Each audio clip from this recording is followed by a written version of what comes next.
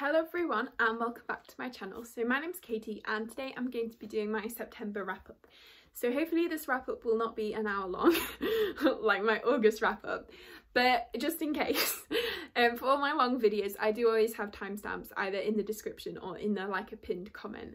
So yeah, I'm gonna try and go through them reasonably quickly because I feel like I didn't read quite as much this month, but it does seem like I read a lot because I read a lot of novellas. So yeah, and obviously you kind of talk for them like the same length of time as you talk for normal books, so it's not going to save any time for the wrap up. But if I talk fast, then hopefully we'll get through them quite quickly and I can get all my thoughts out. So yes, so I hope you enjoyed this wrap up and let's just get started. I don't know what happened to my voice there. I can't sing. There's like, I always edit out bits of me singing because I always just like randomly burst into song.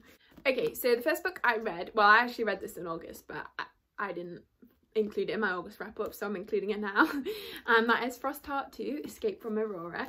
So this is the second book in the like Frosthear series, I guess it's called, by Jamie Littler. And I just love these books so much. Like Frosthear is like one of the cutest reads ever, and this one I feel like I like this one even more than Frosthear. It was so good, and oh look how pretty the final edition is. So yeah, so this book we're just kind of following like Ash and the crew of the Frosthear on like their adventures, and they go to this city called Aurora where they're trying to find these scrolls because Ash is trying to find the scrolls that'll give him the next clue to find his parents. And while they're in Aurora, there's this like uprising thing almost going on where people, like the people are very afraid of these like the song weavers, and the song weavers are kind of being like persecuted, and Ash is the song weaver. And so this kind of, there's a lot of like political turmoil going on in the city. I feel like this book, it has such good like political tension, like better than some adult fantasy books I've read. There's some really good like discussion in here. And then they sort of end up going off on this quest like into the wilds, which I think like part 2 is called like Into the Wilds or something. And I just love the wilds. Like let me try and find one of the pictures of like the scenery because it's just amazing. They like go into this like the woods and with like the bridges, and oh it's just so cool. Oh no, I'd almost cracked the spine then. That would have been a disaster. Yes, I'm not like some savage pupil who cracks spines. So yes, so this one is, it was so good. So yeah, they go into the wilds and they kind of go on their adventures there, and then there's this like there's this bad guy who like, yeah, is out to get them, and it's just a really fun middle grade. And the main character Ash, oh he's so adorable, I love him. And his like companion Luna, she's like feisty and spunky, and she's really fun as well. And I just love like watching their friendship blossom in this book, and yeah, it's just so much fun. And also Luna kind of had a storyline in this book with like her so she's trying to like complete a map because like that's what her people do, and just her like finding confidence in herself. And yeah, that was just so precious. And then the next book I read was The Scapegracers by Hannah Clark. And this one I enjoyed, but I don't know quite how I feel about it because I feel like there were some things that I enjoyed about the book and then some things that I didn't like so much. So I gave this one 3.5 stars. And it's telling the story of Sideways, which that's kind of a weird name, but anyway. So Sideways is like, she's quite like an outcast, but she's fine with that. Like she likes just living in her own like world, and she kind of has these like witchy powers as well. And then one day she gets like invited by like these 3 popular girls to a party to like perform some magic, and then she kind of gets adopted into the like popular girls little squad, and they sort of become a coven. And then there's these like, I don't really know what they are, like religious fanatics who are like hunting the witches down, and then I feel like someone gets kidnapped at one point. And yeah, and it's yeah, and it's quite like sapphic as well. So the main character, I think she's a lesbian, and then like 2 of the other characters in this like coven are bi. But then I feel like there's a relationship between the main character and this other like random character who like appears out of nowhere, and I wasn't a big fan of that relationship. I don't feel like it really added much to the story. I feel like I might have liked it better if Sideways had been like, had a relationship with one of the other like girls in the group, because those friendships were really like good friendships, I guess. So yeah, because I always like seeing strong female friendships as well. So I did really like that like friend group dynamic and how kind of like supportive they were, because often you feel like if it's like popular girls, they're gonna be quite bitchy, but actually they were quite like supportive with each other. It wasn't like, it was like, and these characters were like portrayed as quite like feminine and quite sexy, and that was like okay. It wasn't like seen as bad, because Sideways is a little bit like the kind of a unique type girl, but she never came across as like, I'm not like other girls. Like the other girls in the group were quite like girly, and that was fine, and she was like fine with that. And yeah, so that was really nice. Okay, and yeah, and another thing that I liked was there's this weird like inanimate, no, what's his name, like a ghost spirit thing called Mr. Scratch, who would like talk to Sideways, and I loved him. He was like so much fun. I always love like the kind of sassy talking like things, and yeah, and that's probably the thing I'm like most invested in this series.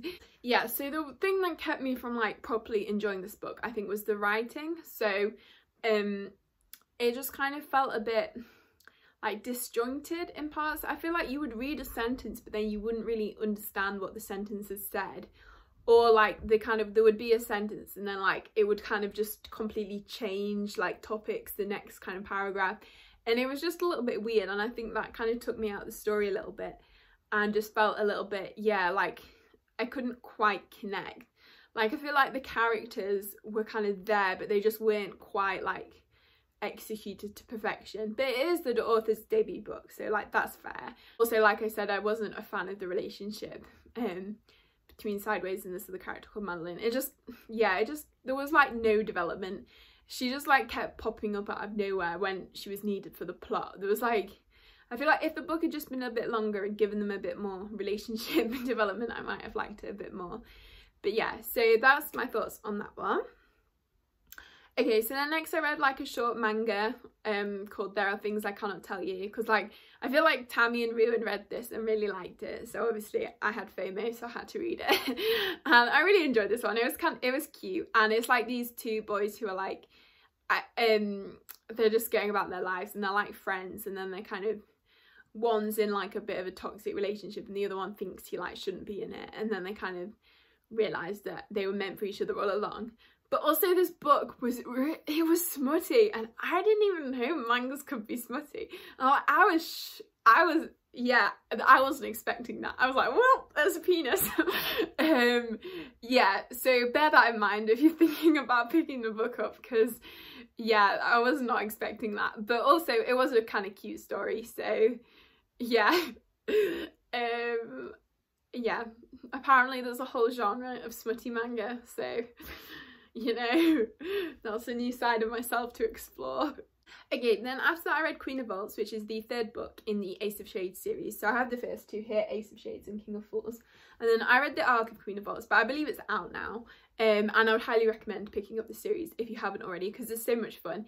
It's set in a city called New Rains, which is basically like Las Vegas. And then in the first book we have Anne, who's travelling from finishing school to...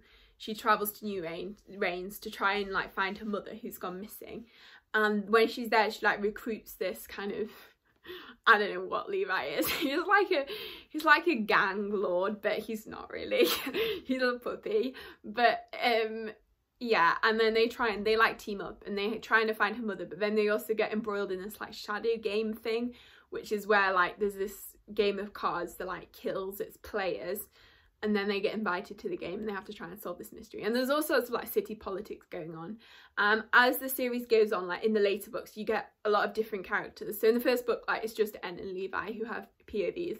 But then like in the third book, there was like about 5 different POVs. And I really liked them all, to be honest.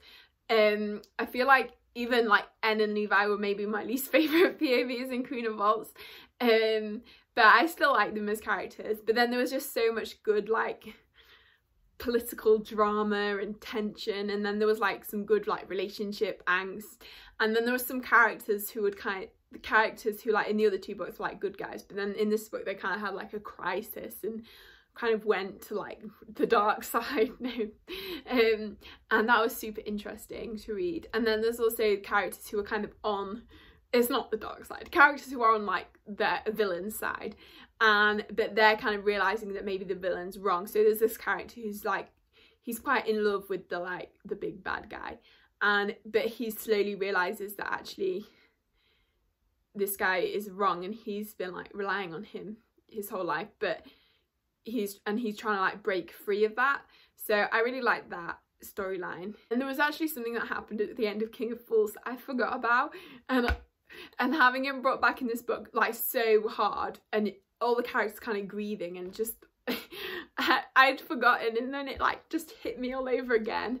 So yeah, that was that one. Oh yeah, and then there's also Sophia, and I loved her POV in this book because yeah, they're just the kind of, I feel like she had the most like political stuff, and just following that with following her art, because she has quite like a lot of like, her family were kind of these like this big crime family, and then she's trying to like escape from their legacy, and I feel like that was so interesting. And then also there's a plot twist with Sophia's father, and that was a great plot twist. I loved that so much. So yeah, so I just really loved this finale, and it's a great series and it really sticks its landing, so I would highly recommend picking that up. We're like only a few books in and I've already been talking for like 15 minutes. There's no hope for this wrap up. Okay, so then next I read The Dragon of Ynys by Minerva Saradwen. I feel like that D might be silent. And this is quite a short story, and I feel like it has some nice morals. It's kind of this old guy in the village, and he like will just go and visit this dragon, and then one day there's this other family, and their like daughter goes missing, and so then, no, not their daughter, I feel like it's their niece. There's like a couple, and then one of the couple's sister, her daughter, has gone missing, so they're trying to track her down. And then so yeah, Sir Violet so teams up with the dragon and also the like character, and then they go off to try and find them. And then yeah, and it's just a nice little tale, and then it ends like very cosily. And I feel like the main character, Sir Violet, is Ace, which is really cool to see in a book. And I feel like there's just like the ending line really like made me feel like some characters don't want to like ride off into the sunset with their true love. They just want to like cuddle up with a blanket and a warm cup of milk, and that's like their perfect ending to the story. And I just really liked that. I thought that was so sweet, that kind of line that stuck out. And yeah, I feel like this book would have been better if it had been like a full-length novel, because I don't know, I just felt like it was missing something. But yeah, I did really enjoy it. And also there was 2 trans characters as well, which is good like rep, and I believe the author is non-binary as well. So yeah, it's just kind of a book about like accepting yourself and like finding yourself. So yeah, it was sweet. Okay, so then another dragon book, I read Dragon Mountain, which is a middle grade, and that is by Katie and Kevin Sang. And this one was just so fun. I mean, I love middle grade.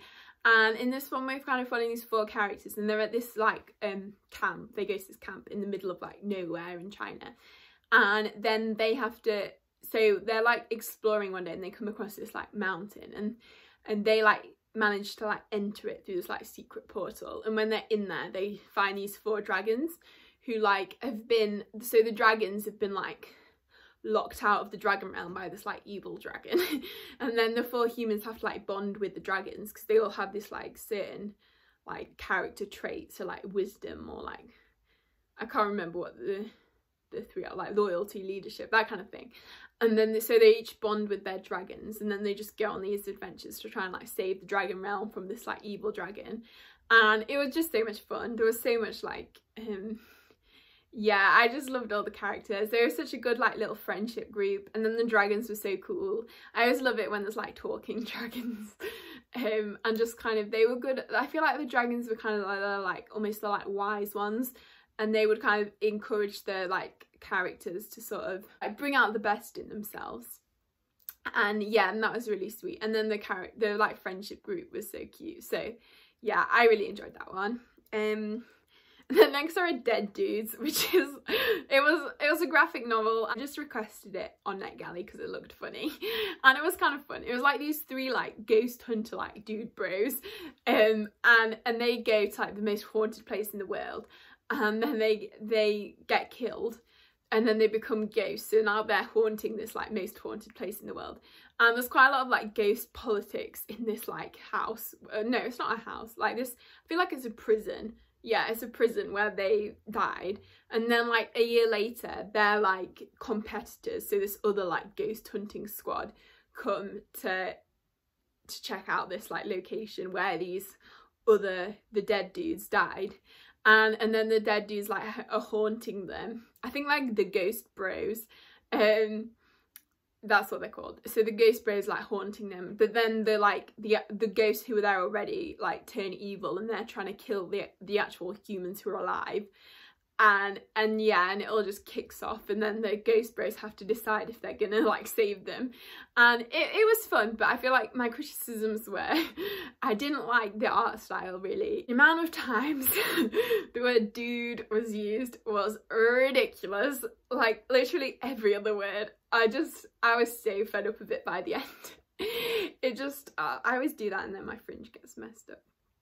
Yeah, it got annoying after a while. So yeah, that was a bit annoying, but it was still kind of fun, so yeah. Then next I read The Invisible Life of Addie la Rue. I always want to say Addie la Rue, but I feel like it's just Addie la Rue, by Victoria Schwab. And I have mixed feelings on this book because I feel like, I don't know, I feel like it just wasn't really for me. I feel like it's the most like sophisticated of her books, and I feel like the writing is almost like the best of her books that I've read. I feel like I've read all her books though. Oh no, I haven't read The Archived in the Unbound, but I feel like this book had the most kind of sophisticated writing style, and her writing's quite nice anyway. But I feel like it was steering into the more like literary fiction side of things rather than the like fantasy side of things. I feel like I didn't really like that, and I feel like the first half of the book I was kind of feeling like quite hopeful, but then I feel like the second half it just went on and on and on, and it was just the same thing like over and over. So you would kind of get these flashbacks, but they wouldn't, I don't feel like they added much to the story. The character that I liked most was Henry. So yeah, let's go back to the synopsis.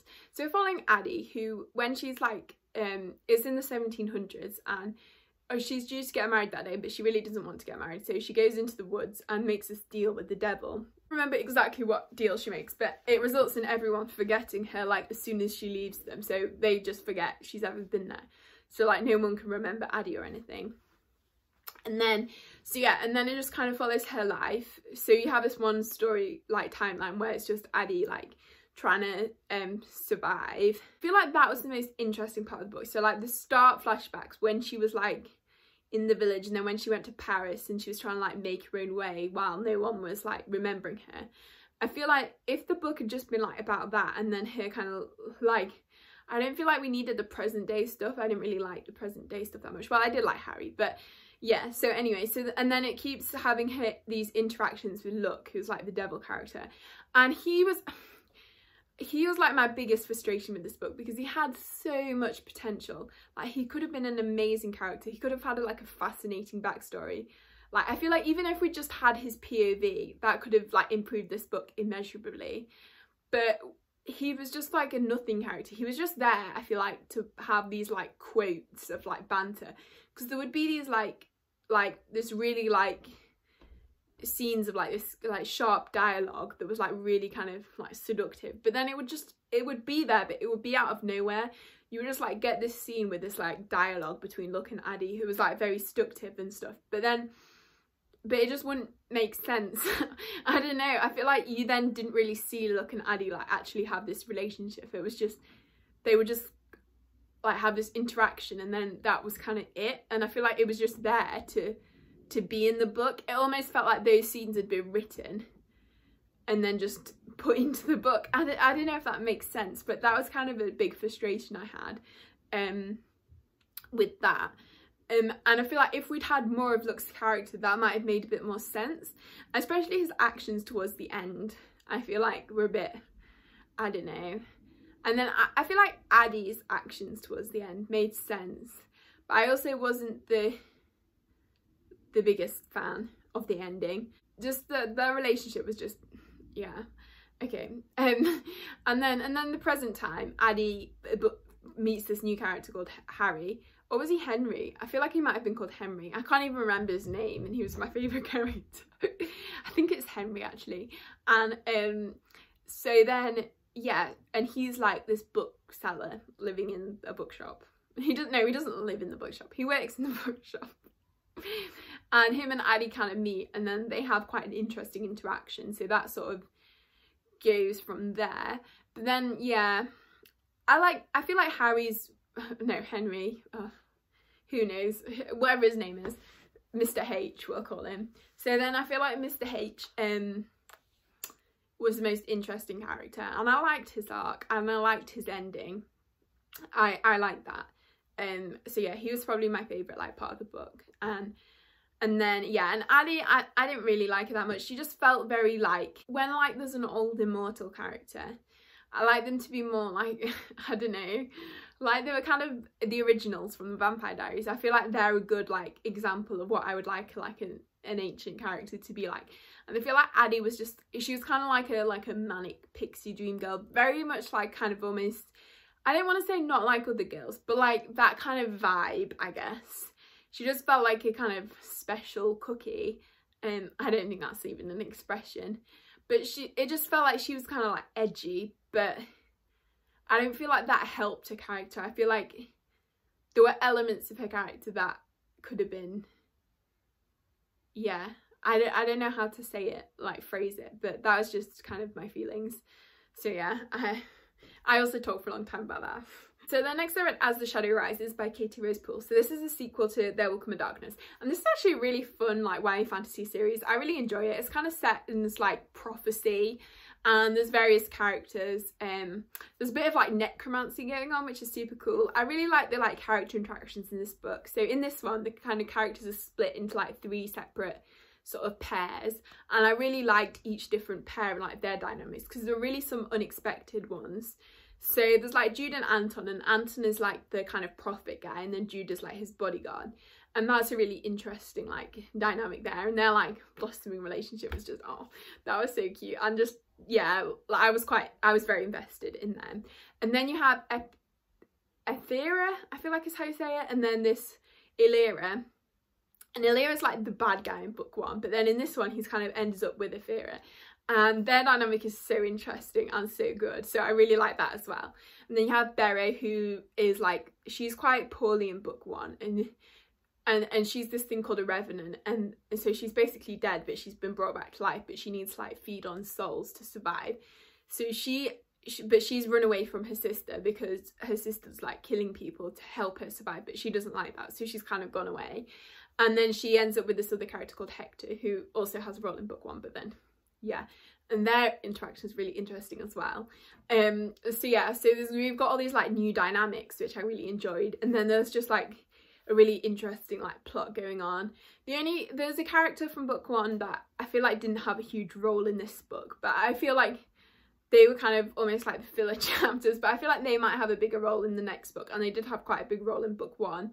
So I feel like this wasn't really their book, but I still really enjoyed like it. It's just that it's not like a mind-blowing series or anything, but if you just want like a fun YA fantasy, I feel like it's a really good series. I don't know, I really enjoy it, so yeah.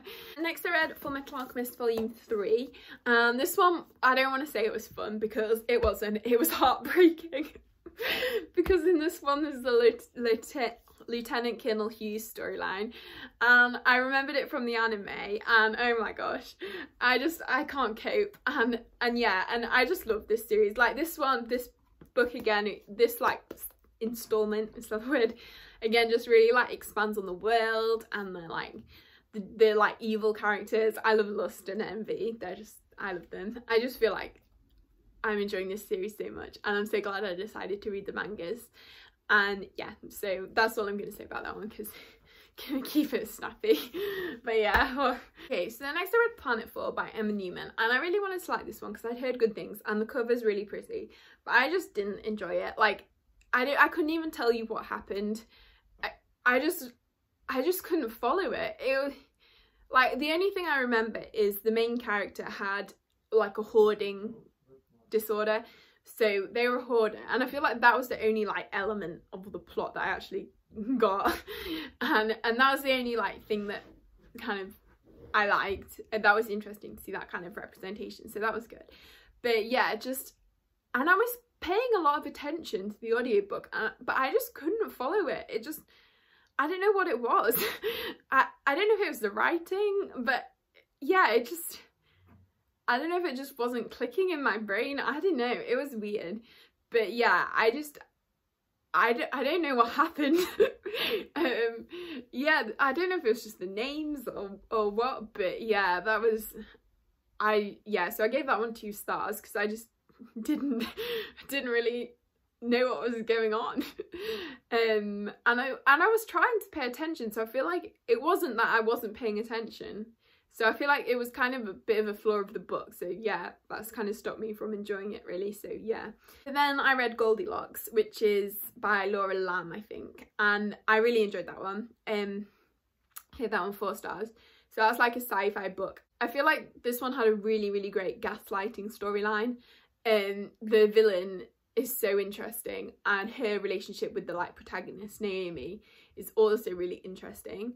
And so they go into space on this like all-female mission, and they've kind of like, so the world is becoming quite like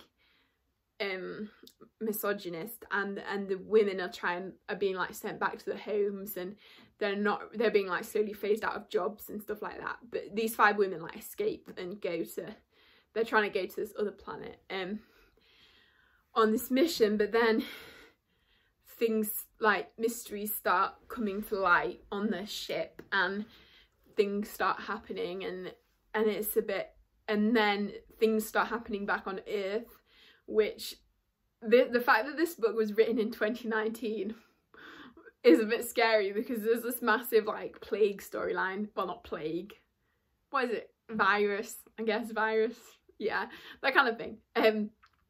So yeah, so that was very interesting and slightly scary. I was shocked at the plot twist. Yeah, the main character Naomi is pregnant, which was a really interesting aspect of the book as well. Yeah, like pregnant in space, so that's kind of cool. Yeah, I just really enjoyed that one. I thought it was good, so yeah. And I read The Summer of Everything by Julian Winters. This is like a really cute little kind of queer found family story, which I always love. And it's set in a bookshop as well, which is cool. It's like all the staff of the bookshop are like all this like friend group, and the bookshop's kind of in danger of being like closed down. So they're trying to like team up to save it.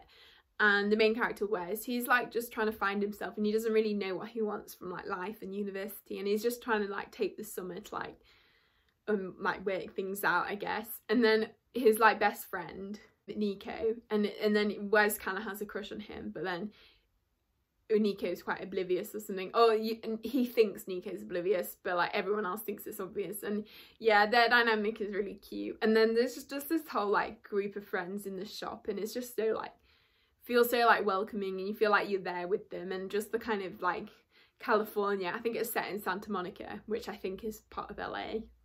I might be wrong.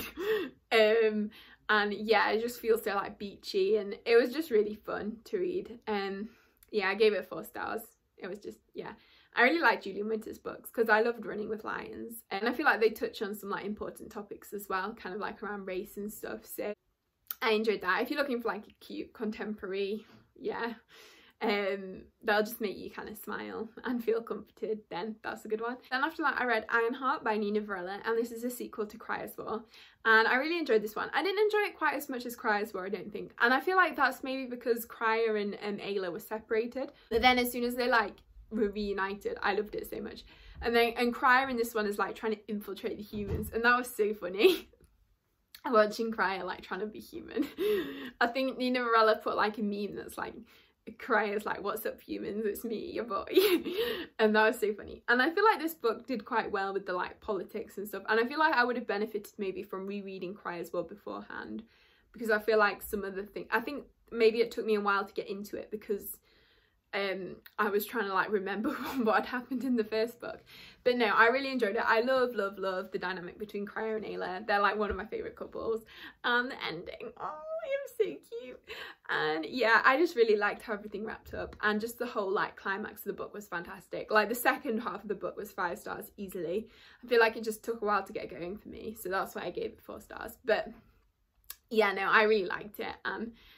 I love this duology. I love Caronella so much.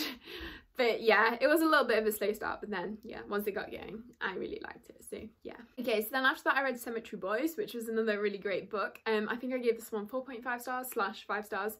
I don't know, because I feel like this one was another one that it took me like about 15% to like get into properly, but once I was in. Like, I loved it so much. It's got a ghost, so as soon as Julian came onto the scene, Julian's the ghost, the book just became amazing. I love Julian so much. He's such a funny character. He's like the sassy, charming one, and yeah, he was great. And so we're following Yadriel, who is a brujo, and he is trying to, so he's trans, and he's trying to prove to his family that like he's a real brujo. So brujos are like the Brooks, I think it has like an X, are these like the witches kind of, and they have like powers. So the brujos can like guide spirits to the dead, and then the brujas can like heal people. So Yadriel is trying to prove that he's a brujo. So his cousin has gone missing, so all the like brujos in the community are trying to like find the cousin. So Yadriel's trying to prove like he can do it. So he accidentally summons Julian when he's trying to summon his cousin, and so then he's like got to deal with Julian. So then he decides to prove that like he can guide Julian on. So yeah, but then Julian, like before he goes, he wants to try and like find his friends, so they try and track his friends down, and then that happens, and then they kind of have this relationship, which is really sweet as well. And then also Yadriel has a friend, I think it was Marta, and she's great as well. I loved her, and just her like banter is so good. And yeah, Julian and Yadriel, I love their relationship. It was so funny, and like the like banter between them was so great. And also the ending, I loved the ending, like the way the kind of ghosts, the strange things that were like happening to the ghosts like wrapped up.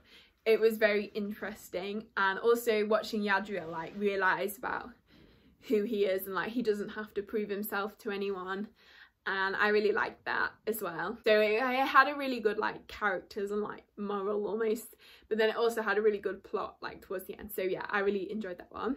After that I read the Traitor by Comorant. So this one was another one that disappointed me. Like I feel like I was starting to like it at first, but then it just kind of went off the rails. It was so dense. It felt like reading a textbook.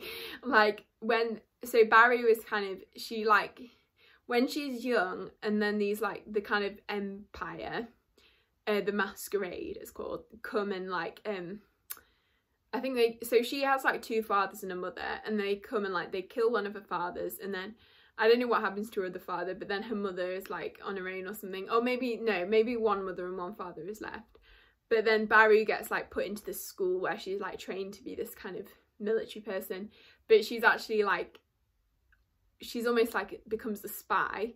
And then later in the book, when she's older, she gets sent away to this like other place, and there the politics just gets so dense. Like I like politics in books, but this was just too much. And I feel like the only character I really liked or could follow really was Baru. And then, but yeah, even that I didn't really feel like that much connection with her. And then, because this book, it felt, it's really weird to say because it's like the main character is a lesbian, but it felt kind of homophobic. Like there was quite a lot of talk of like sodomy, and the like female version like try something or other, which honestly I didn't want to clog. But yeah, and it felt very oppressive, and I'm sure that's the book and not the author, because like that's obviously the point of the world. But yeah, it just wasn't really very pleasant to read, so I gave that 2.5 stars. So yeah. So I read a few novellas, so these were all arcs. No, they weren't all arcs. 3 of them were arcs, and 1 of them was not. So the first one I read was Burning Roses, and this one was really good. I love this so much. It's like everything I love about novellas. It's kind of like a few fairy tale retellings. So it's these 2 older characters, and they're like looking back on their lives, kind of talking about it together. And one character is essentially, she was like Red Riding Hood, and so she kind of when she was young, the wolf character killed her grandmother, but then the wolf is kind of part of this like these like sentient creatures basically, and then the red character, she decides that actually she's going to hunt down all these like creatures, because they wronged her, so she like almost becomes this villain of killing all these characters, ends up with like Goldilocks, and they have quite a toxic relationship. But then she discovers like the Belle character from Beauty and the Beast, and then she kind of has a relationship with Belle, and she's trying to kill the Beast, but Belle doesn't want to, and yeah, that's the whole thing. Yeah, so then we're following them later in life, and Rosa, who is the red character, she's like run away from home from her wife and daughter, and she is with this other like old lady, and they're reminiscing kind of about like the wrongs of the past and like how important family is, and also like kind of the concept of like redemption, and do people like deserve redemption, or can they earn it? And yeah, it just felt, it was such a good like novel. It was really well written, and it had a really good like message. I feel like that's the thing that I need to like novellas. I feel like if they have a good message, then I tend to like them. And then I read Over the Woodward Wall, which is by Deborah A. Baker, which is a pen name of Shannon Maguire, and this is like the book that's mentioned in Middle Game, and I love Middle Game, but I feel like Over the Woodward Wall, I think I gave it 3 stars. It was kind of, I don't know how I felt about it. It's a bit meh. Like, I feel like things would go around in circles. I feel like it was similar to like the Way with Children books, because I don't really love them. I feel like I liked Middle Game. I don't know if maybe I would like the audiobook, I don't know, but yeah, it just felt kind of a bit like circular, and I feel like the writing got a bit like bogged down in descriptions that just felt like why were they there? You just kind of lost like sense of the, I feel like it tried to be like this sense of like whimsy and wonder, but I feel like that almost got lost in the like the almost kind of repetitive writing. I don't know if that's the right way to say it, but I did quite like Avery and Zib, so the 2 characters, and they're kind of these 2 really different like children, and then one day they kind of go over this wall into this like the up and under, and then they're trying to like find their way out of the up and under. And also I thought this was going to be a standalone, so the novel didn't really have any like closure, it just kind of ended. So yeah, so I feel like maybe as a series it might have potential. So yeah, you could see the parallels to Middle Game, because like Avery and Zib, like one of them is kind of the like maths character who's like a kind of free-spirited, and then the other's like language and quite straight-laced.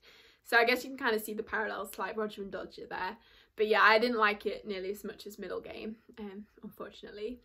So then I read Ring Shout by P. Deli Clark, and I gave this one 4 stars. And this was really good, and I really like this. I think it explored the like racial issues really well. So it's these like it's set in kind of 1920s America, I think, and there's these like monsters called Ku Kluxes, who are like members of the Ku Klux Klan, who have kind of transformed into like literal monsters.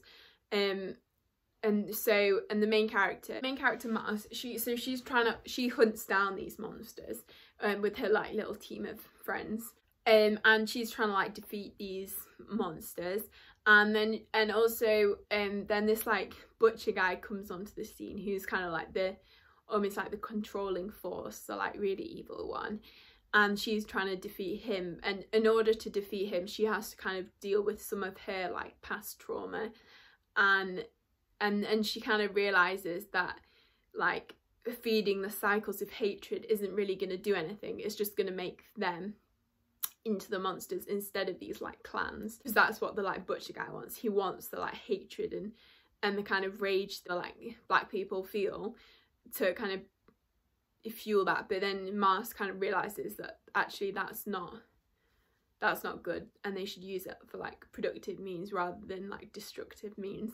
So yeah, so I thought this was really interesting and explored really important topics, so I really enjoyed that one. And then I also read Empress of Salt and Fortune by, is it Nikki Vo? I read this one because, well, I've been interested in it, but then Tammy like absolutely loved it, so then I wanted to get in on the hype, so I read it too. And yeah, I really enjoyed it. It's such like a comforting book. It's a bit like almost melancholy at times, but also it's so comforting. Like if you like Becky Chambers books, I feel like you'll really like this one, because like I feel like the writing style is kind of similar, and just that kind of like cozy feeling that you get from it I feel like is kind of similar. I don't know. And also this book is like kind of set in this sort of monastery type place, which I love, that kind of setting. And there's like this monk character, and they have like this little talking bird, and so they're kind of getting this history from this other character, the older character, and the older character's kind of reflecting back on their life and just telling the story of when they were like I guess kind of a handmaiden to the Empress.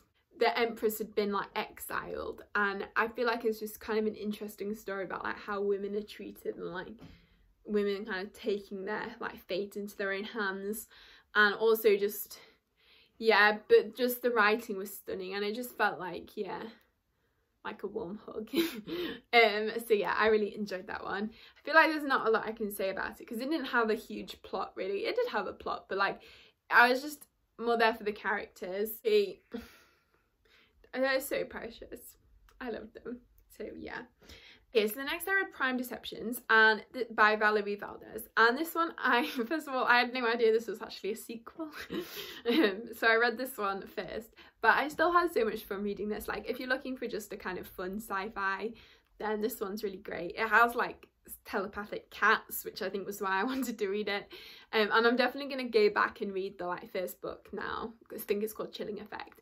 But no, yeah, this one was really fun. There was so much like political drama, and yeah, I just really enjoyed it. The main character was really good, then there's a really interesting character called like Vicar, and the relationship between him and the main character was really interesting as well. And I just like the like crew of the spaceship and just the like found family in space. I just love that, and then watching them get up to their like adventures, and yeah, so I just really enjoyed that one. So I read the Iskar Falcon, which is the second book in the Wolf of Onyaro series, and I don't know what I'm doing there. And I enjoyed this one as well. I think I gave this one 4 stars. I haven't decided if I like this one or the Wolf of Onyaro more. I feel like this one is objectively much better, and the second half especially was really good. I feel like the action really like got going, and Talienne grew a few brain cells, which shout out to her. It's really good. And then Kine is my favourite character. I love him. He's such a funny character. He's like the kind of like sassy, charming one. I feel like I've said that about 3 times in this video about different characters, but like the kind of like Nikolai type character, I love Kine, and he has his own issues, bless him. But yeah, I would do anything for him. And oh, he goes through a ride in this book. But then there was a lot of like dramatic betrayals at the end, and that was very like dramatic, and it made you want to keep reading. And yeah, and it was interesting learning more about Rael, who is Talien's husband, who kind of abandoned her, and just he's a very like shady character. I'm not sure about his motives. I honestly thought this book was going to follow him, but then it didn't, and I'm quite glad it didn't because I like following Tally. That was interesting, finding out more about the dynamic between them.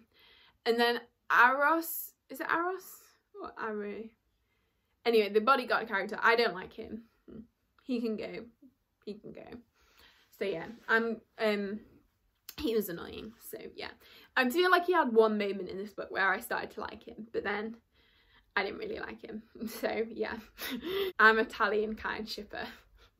Okay, so then I read Devil in the Dark Water by Stuart Turton. This one I gave 3.5 stars to, and I feel like this one was well written, and it was quite like atmospheric. Like the characters were on this ship going from the kind of West Indies to Amsterdam, and there's kind of mysterious happenings on the ship. Like before they leave for the harbour, there's this beggar who like curses them, curses the ship, and then on the ship you have these different characters that you're following. So you're following Arn, who is the like helper to this guy called Sammy Pipps, and Sammy Pipps is like this famous detective, but then Sammy has been like confined because there's this like, they think he's a criminal, so Arn's like left by himself to kind of solve what's going on the ship. And then you also have these other characters, so you have the Governor General and then his wife Sarah, and Sarah's kind of also the main character, and she's trying to investigate what's going on, and her daughter Leah, and then also their friend Kresge,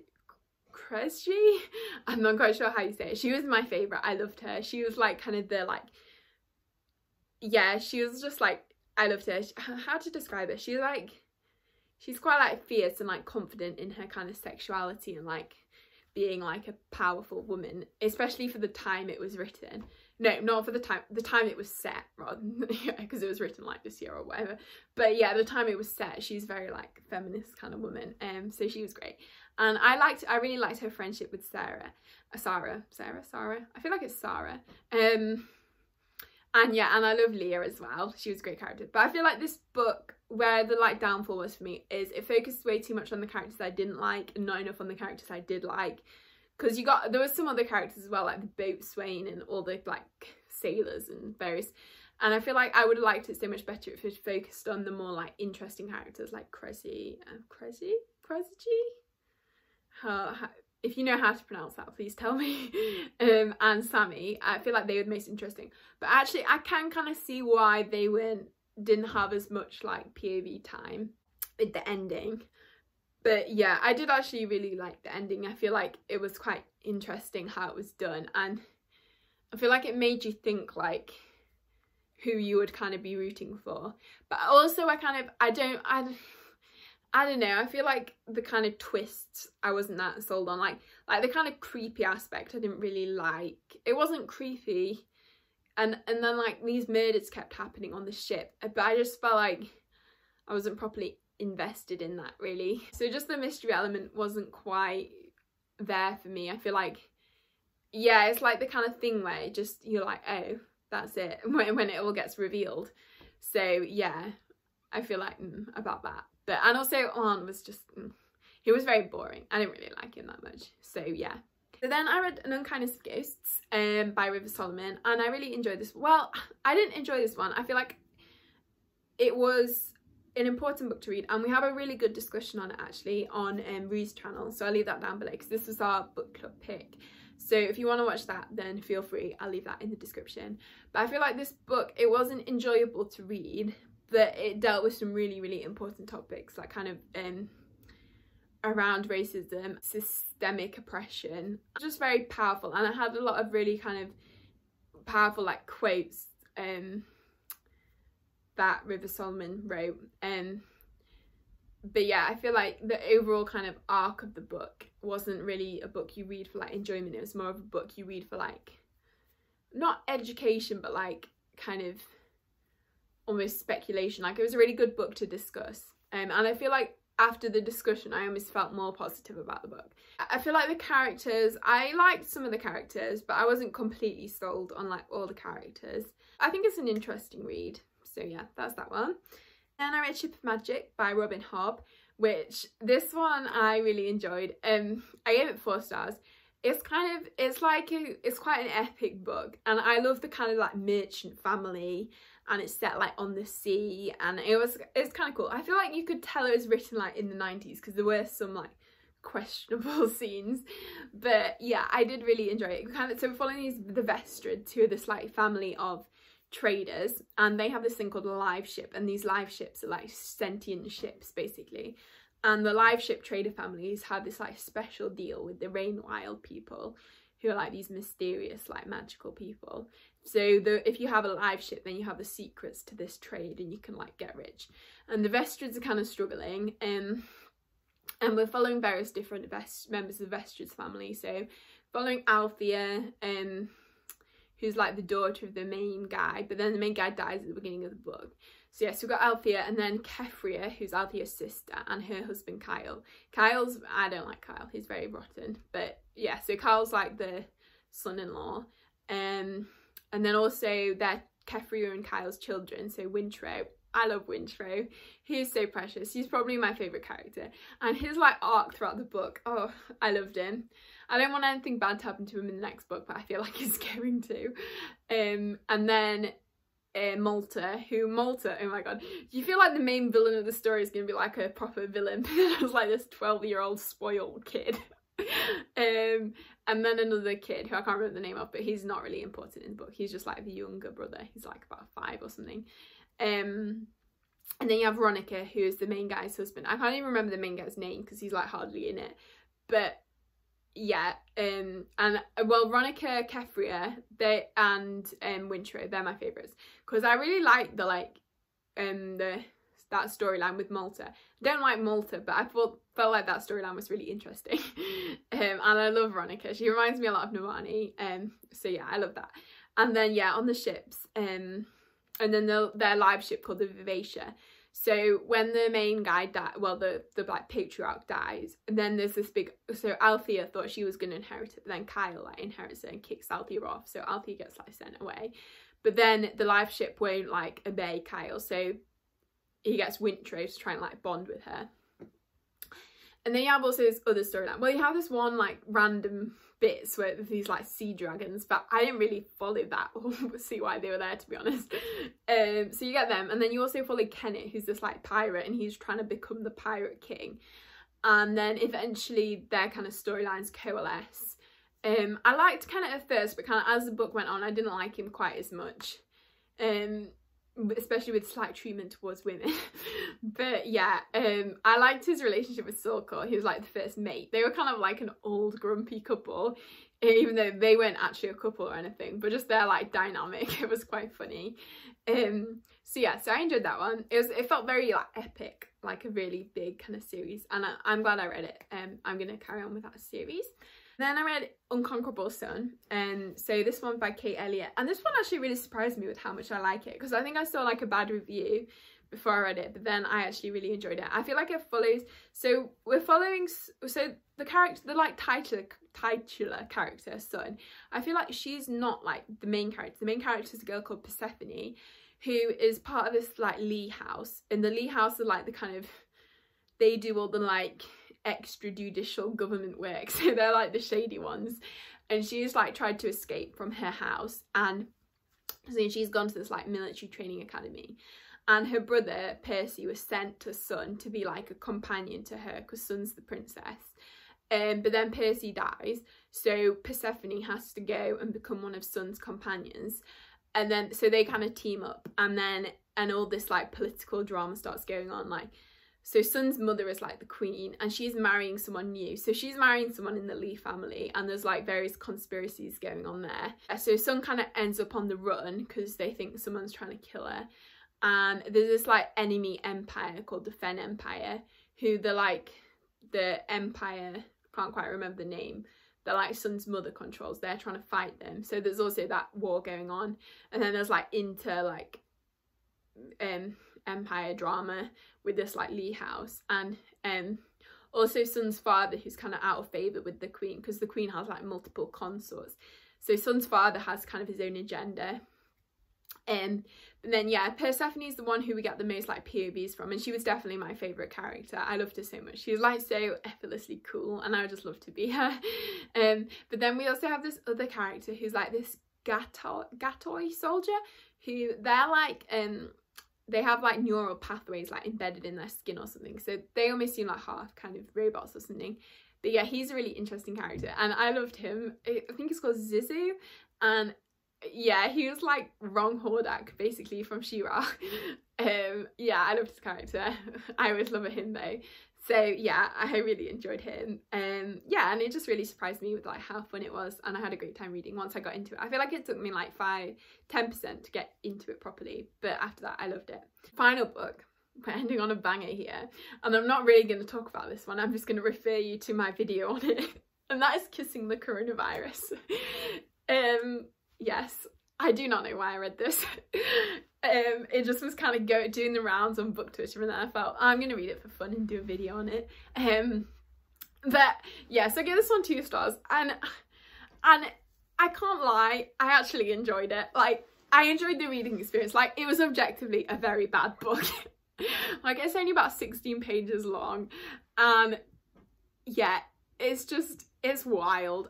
So yeah, I have a full review on it, so please go and watch that. I'll leave it linked. But yeah, it's just crazy.